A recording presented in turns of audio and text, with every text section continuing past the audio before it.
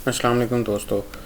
आज मैं जो वीडियो बनाने जा रहा हूँ उसके अंदर आप जान सकते हैं कि सैलरीड पर्सन पाकिस्तान में एफबीआर का टैक्स रिटर्न किस तरीके से भर सकता है। एफबीआर ने बहुत ही आसान तरीका मुतारफ़ करवाया है। सैलरीड पर्सन बहुत आसानी के साथ अपनी इनकम टैक्स रिटर्न भर सकता है। चले हम इसको जो है वो देखते चलें कि किस तरीके से सैलरीड पर्सन अपनी इनकम टैक्स रिटर्न भर सकता है। इसके लिए सबसे पहले आप अपना ब्राउज़र खोलें और एफबीआर की वेबसाइट खोलें fbr.gov.pk। अच्छा, ये मालूमात सेक्शन जो है इसके बारे में मैं अपनी जो है वो मैं नेक्स्ट वीडियो बनाऊंगा। बस आप लोगों को इतना बताता चलूँ कि आप जब भी कोई इनकम टैक्स रिटर्न भरें, इनकम टैक्स रिटर्न भरने से पहले मालूमात सेक्शन में से ये चेक ज़रूर कर लें कि एफबीआर के पास आपकी कौन कौन सी मालूमात हैं, ताकि उस हिसाब से आप अपनी रिटर्न लाजमी भर सकें। चलें, हम इनकम टैक्स रिटर्न कैसे भरनी है सैलरीड पर्सन ने, उसकी तरफ चलते हैं। आप इनकम टैक्स पे क्लिक करें।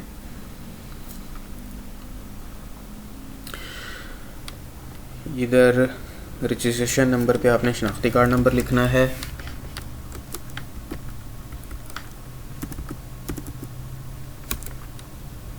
पासवर्ड पे आपने पासवर्ड लिखना है।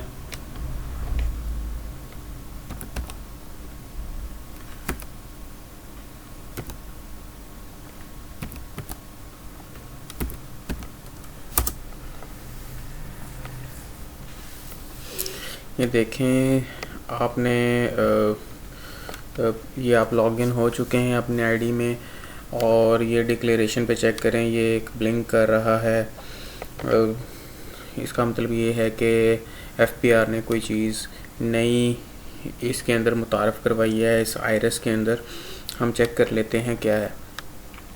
ये देखें, ये जो ब्लिंक कर रहा है, और ये ब्लिंक कर रहा है कि salary more than 50% and other sources, ये इधर, और विज़र्ड व्यू।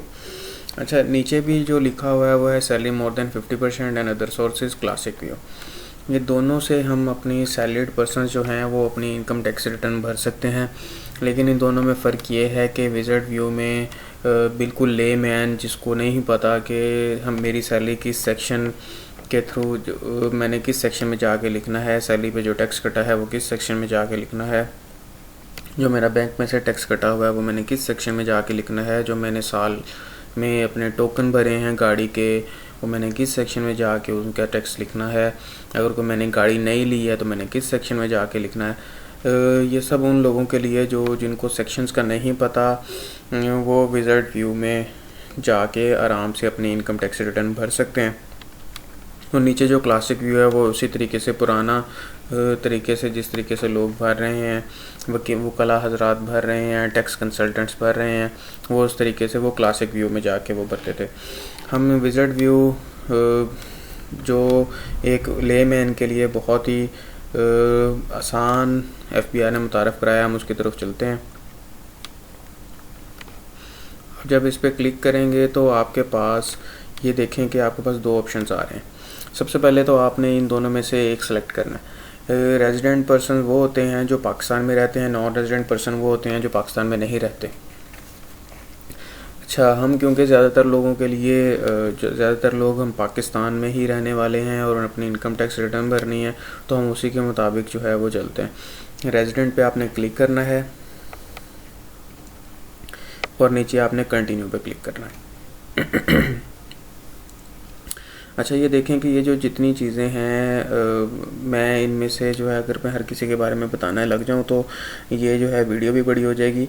हम अमूमन जो ज़्यादातर चीज़ें, और आपके लिए भी, आपको भी समझने में दुश्वारी होगी, तो इसलिए वही चीज़ें जो ज़्यादातर यूज़ की होती हैं और हर किसी बंदे को उसकी ज़रूरत पड़ेगी, तो हम उन्हीं चीज़ों को ही डिस्कस करते हैं।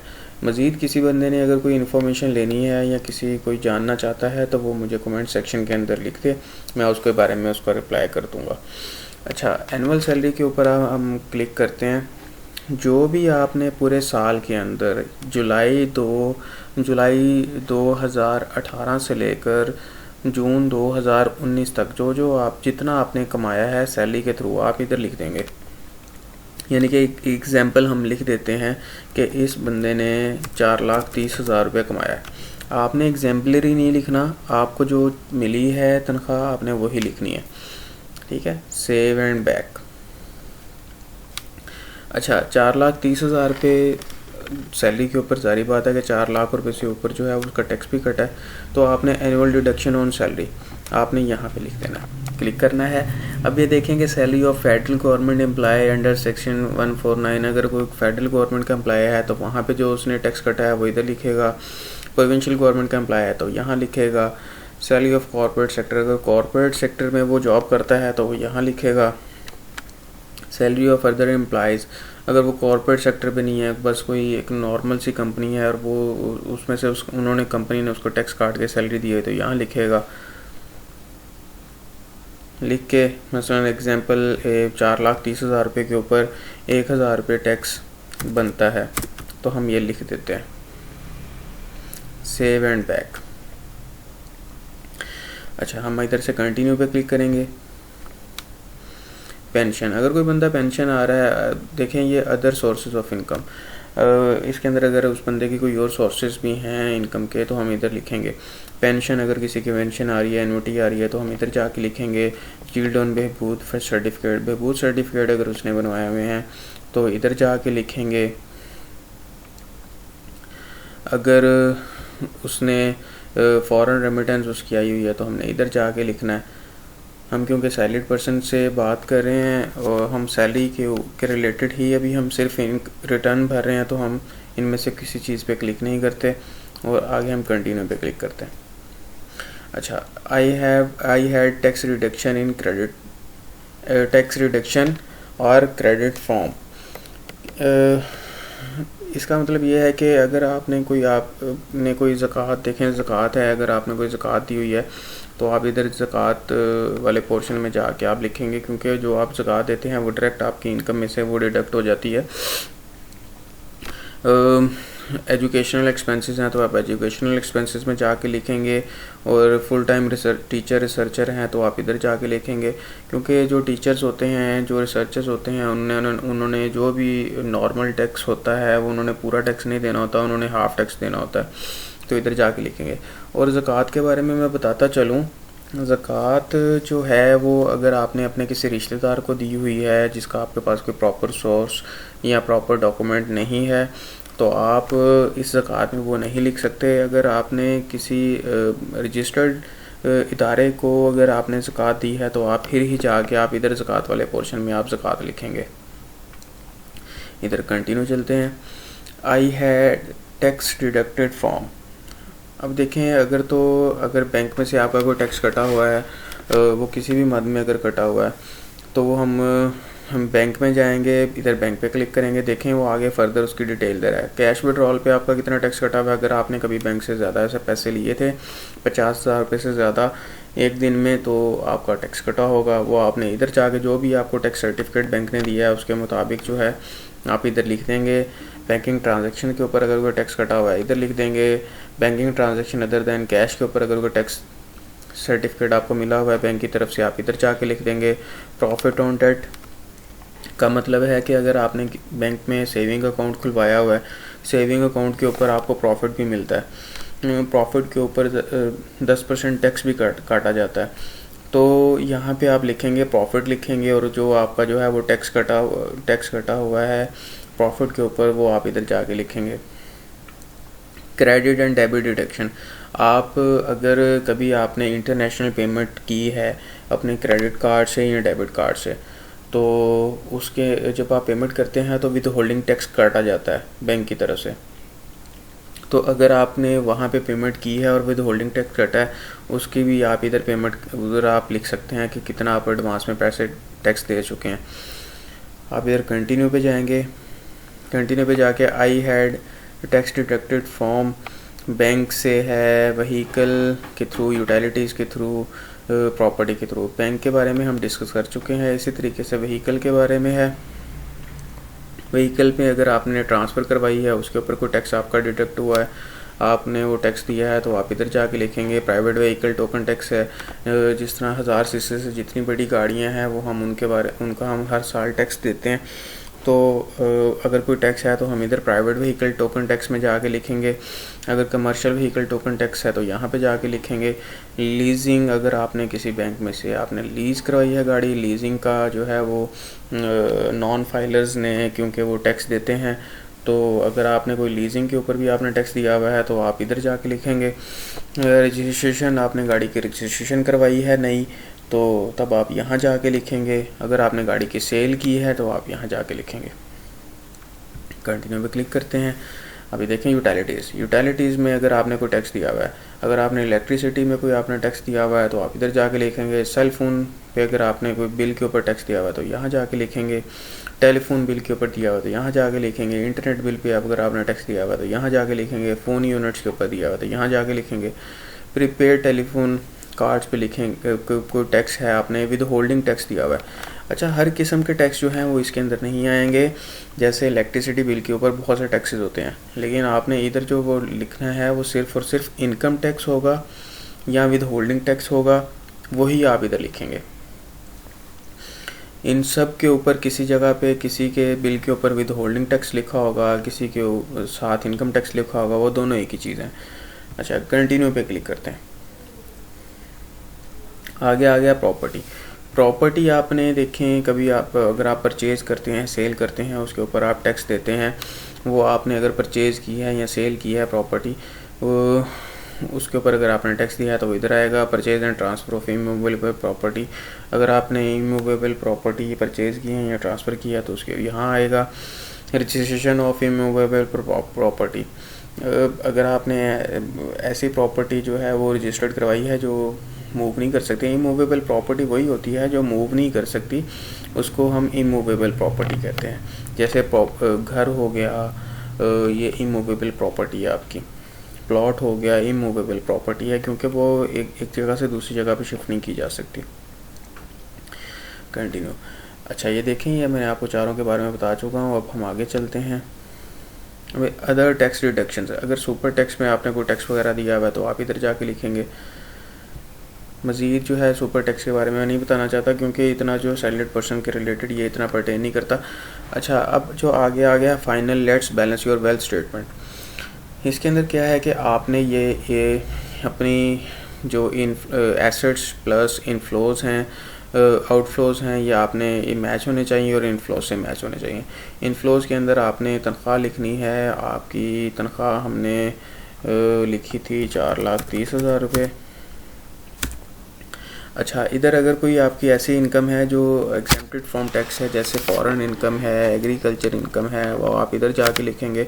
गिफ्ट के ऊपर जो है वो यहाँ पे अगर आपको कोई गिफ्ट मिला हुआ है, लेकिन इसके लिए ये चीज़ बताता जाऊँ कि गिफ्ट अगर आपको मिला है तो आप ज़ुबानी कलामी गिफ्ट नहीं, गिफ्ट डीड होनी चाहिए बाकायदा। अगर आपको किसी आपके वालिद साहब ने आपको गाड़ी दी है तो उसकी बाकायदा वो डॉक्यूमेंटेड के तौर पे आप गिफ्ट डीड भी बनवाएं।